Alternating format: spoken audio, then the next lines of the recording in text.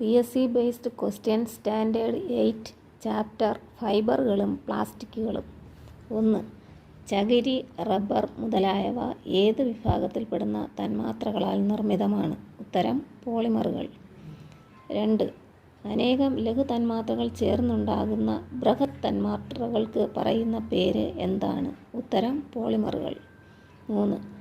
ലഘു തന്മാത്രകൾക്ക് പറയുന്ന പേര് എന്താണ്? ഉത്തരം മോണോമറുകൾ. 4. മോണോമറുകൾക്ക് ഉദാഹരണങ്ങൾ ഏതൊക്കെയാണ്? ഉത്തരം ഗ്ലൂക്കോസ്, അമിനോ ആസിഡ്. 5.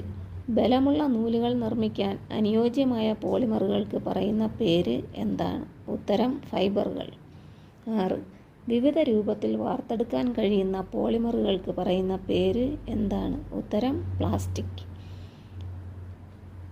7. ഇലാസ്റ്റിക സ്വഭാവമുള്ള പോളിമറിന് പറയുന്ന പേര് എന്താണ്? ഉത്തരം റബ്ബർ.